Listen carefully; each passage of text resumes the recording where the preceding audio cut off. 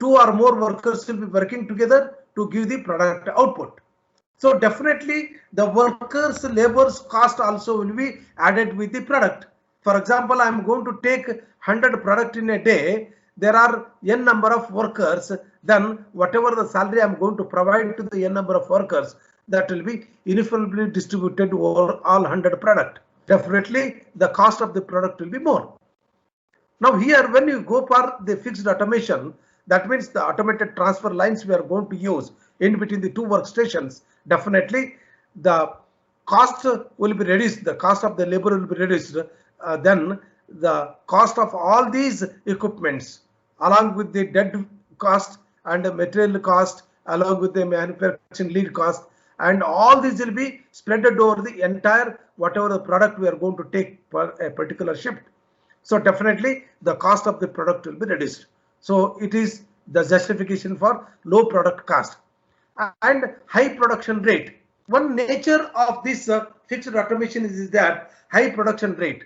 The rate of production will be more because all these the elements which are included in this. For example, you say robot, the work holding devices, the transfer mechanisms, the work which will be positioning on the machine, all these will be fixed for this particular part only. Definitely the production rate will be very high, and minimum work in progress and manufacturing lead time, because all these will be integrated together. You know that the manufacturing lead time is the amount of time which the part or a product is spending since from the raw material to the final shape. So definitely it is automated flow line, and automatically the material will be transferring from one station to the other station.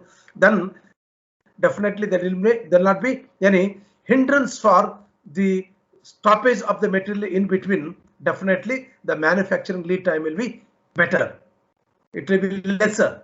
It should not be more. It should be less. And minimal work in progress. Minimal work in progress in the sense the part it will be taking the shape at particular machine will be reduced, and minimal use of factory floor space, because as in the beginning only the main idea behind going for the integration and is that the multiple operations on a single station and the simultaneous operations on a single station. Very two important terms.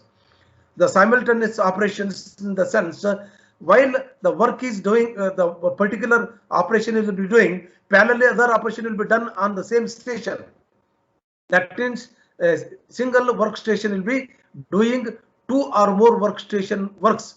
So the amount of the space which is required, the two different machines will be reduced, and parallel operations and the multiple operations. If you do, definitely the factory's floor space will be reduced. How the fundamentals of automated flow lines? What are the fundamentals of automated flow lines? I'll be taking a simple example of this. It is one single workstation, one single flow line, not workstation. There may be parallel workstations. The two or more workstations will be working together. For example, a very simple example, please look here. Try to give the attention. This particular workstation have a time sequence of 1 minute. It will be taking a time sequence of 1 minute. And this will be taking a time sequence of 2 minutes, for example. So that means this the part which will be processed in this particular workstation will be taking 1 minute. The part which will be taking or which will be processed in this workstation will be 2 minutes. So definitely the production, the cycle rate of production rate will be more in this, double in this, and it will be lesser, 0.5 times. So here we can have two parallel workstations of the same kind, so that the work will be transferred to the two machines here. So definitely the line balancing will be done. The meaning of line balancing is that to avoid the blocking of station and the starving of station. Because you can see that in this particular workstation, it takes 1 minute and it will be taking 0.5 minute to process, and definitely it required more. it required more and it is providing less. Here we can provide the two parallel machines so that it will be line will be balanced. And what are the nature, the fundamentals of automated flow line? The fundamentals of automated flow line is that the work will be flowing from left to the right, and the symbolically I have represented something here. Please look here. These are the parts. These are the parts. If I put here cross mark, it will be showing if I put a cross mark in this, it will be showing the part is progressing on the workstation, and the part will be moving from here automatically onto the conveyor, and it will be processed here, and in between any testing is required.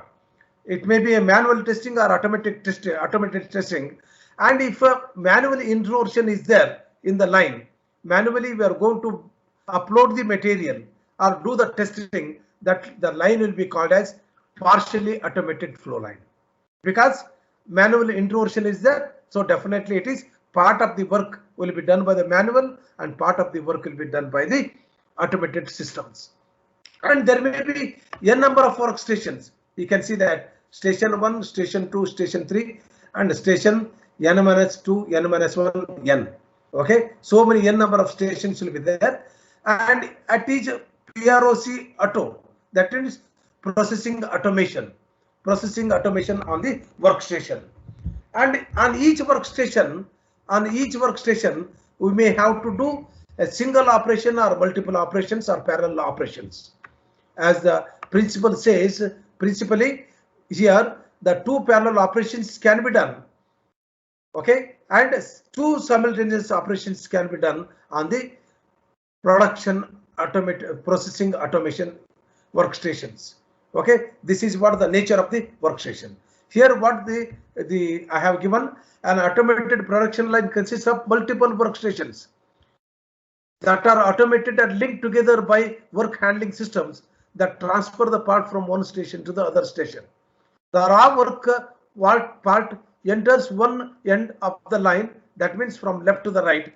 The line may include inspection station to perform immediate quality checking.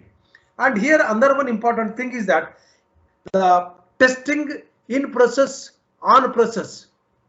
In process, there are two types of testing. One is inline testing and offline testing.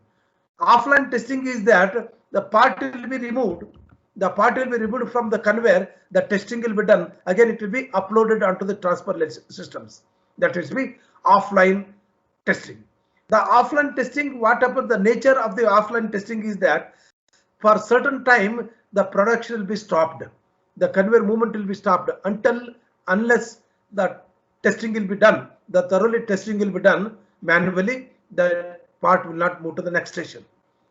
And in some of the cases, the testing online in process, online off process. Online in process is this nature we can find in the CNC machines. Any errors incurred or the dimensional errors are there or any changes to be done, those changes will be done automatically within the machine itself. It will be having well built-in testing systems. So that time the rejections will be very, very lesser. In some of the cases, once the total complete work is done, then we are going to do the testing. Then manually, if any rejections are the rejected part will be removed from the conveyor and the right parts will be sent on the conveyor. Okay, this is what the automated flow line. Okay, automated flow line. Once again, I'll be explaining the terms, repeating the terms. Buffer storage unit. Here I'll be explaining this particular station is producing the parts at high rate and this is producing at low rate. So definitely, as I told you in the beginning, the blocking of station and starving of station will happen. So one case. The second case, even though the cycle time for all these workstations are same, in between them the buffer storage unit will be provided. The main purpose of providing the buffer storage unit in between the two lines is that whenever a particular machine has come for the maintenance, then the stored unit will be supplied. For example, you say this particular machine has come for the maintenance. The station 2 has come for the maintenance. Now, due to this, the entire flow run will be stopped because it is integrated. So to avoid the stoppage of this integrated flow line, in between them, we are going to provide a buffer storage unit. The buffer storage unit already we have provided. This already some parts which are produced earlier, those have been stored here. Now once it has come for the maintenance, the part from the storage unit will be taken to the station 2 and the work will be progressed. So the main purpose of providing the buffer storage unit is that in between them, the storage unit will be storing the partly completed part from the previous station, and whenever it is required or the cycle time variation, that time the buffer storage unit will be providing the material. And buffer storage unit is not just a simple manual dumping. It is not simple manual dumping.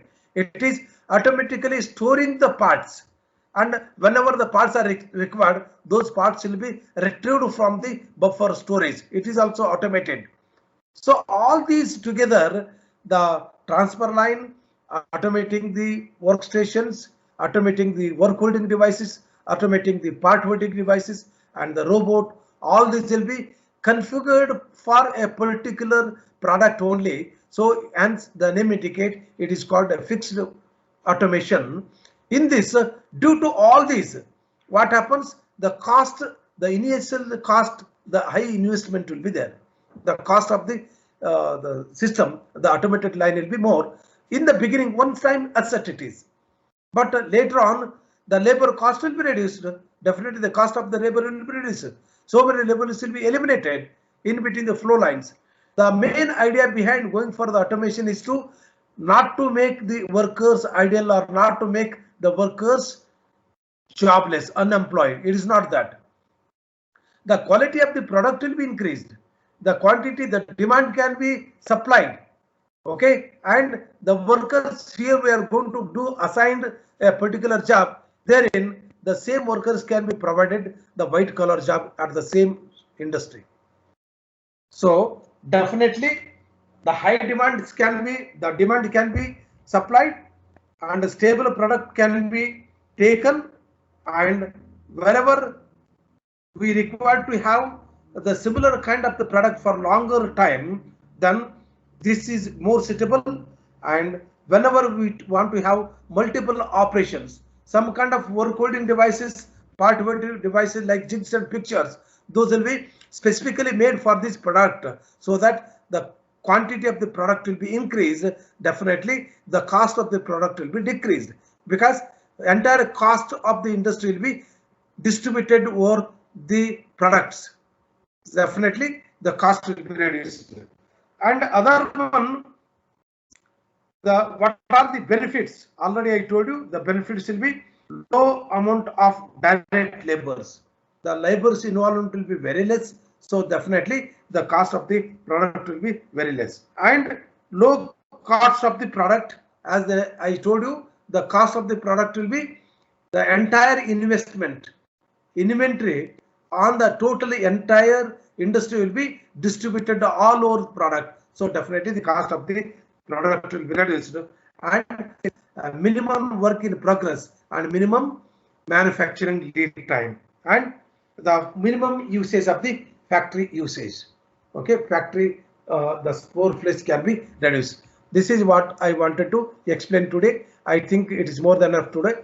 And let me have a discussion. Kindly be open, make a discussion. Please ask me any doubts are there.